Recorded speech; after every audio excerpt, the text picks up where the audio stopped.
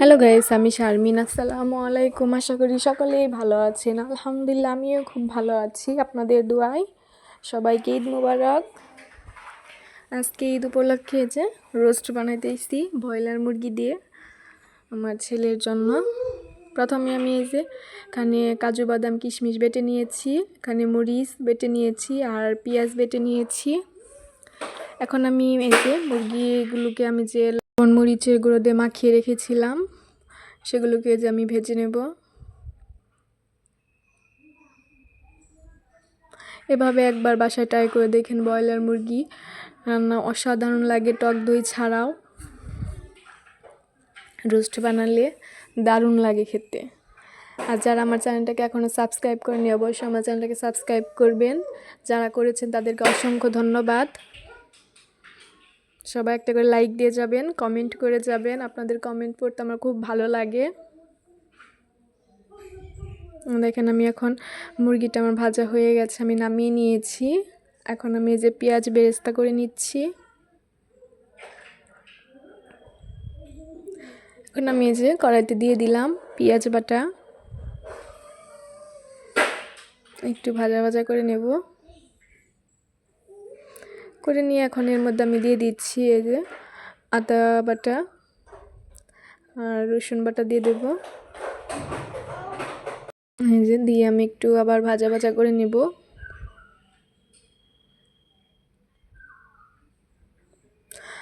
করে নিয়ে যখন মশলা কষানোর জন্য পানি দিয়ে দিচ্ছি।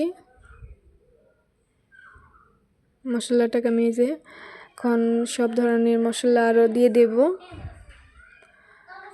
এখন এই যে আমি দিয়ে দিয়েছি কাঁচামরিচ বাটা আর বাদাম আর কিশমিশ বাটা দিয়ে দিলাম। এখন দিয়ে দেব একটু ধনিয়া গুঁড়ো আর দিয়ে দিব এই যে স্বাদ মতো লবণ। আগেও আমি লবণ দিয়েছি, তাই অনুমাপ করে দিয়ে দিলাম। এখন দিয়ে দেবো রোস্টের মশলা দিয়ে এই যে আমি ভালো করে মশলাটাকে কষিয়ে নিচ্ছি। আমার মশলাটাকে যে ভালো করে কষানো হয়ে গেছে, এখন আমি মাংসগুলো দিয়ে দেব। দিয়ে আমি একটু ভালো করে নাড়াচাড়া করে নেব। নিয়ে আমি এই যে দুধটা দিয়ে দিয়েছিলাম, ওটা আমার স্কিপ হয়ে গেছে। গরুর দুধ দিয়ে দিয়েছিলাম আমি।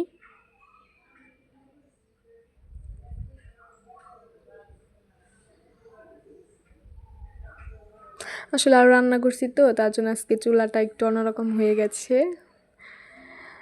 দেখেন, ঈদ স্পেশাল রোস্ট বানাতেছি আমার ছেলের জন্য, কারণ ও গরু মাংস মানে কিছুই খেতে চায় না, খালি বলে ঝাল। রোস্টটা বানিয়ে দিলেও ভালো করে খায়।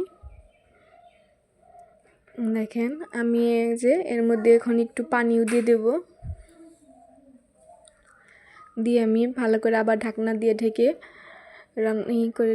রান্না করে নেব।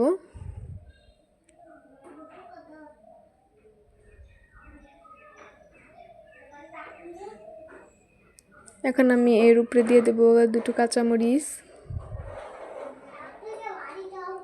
দিয়ে আবার এই যে বেরেস্তা দিয়ে দিলাম। আমার রোস্টটা প্রায় হয়ে গেছে, আমি নামিয়ে নেব।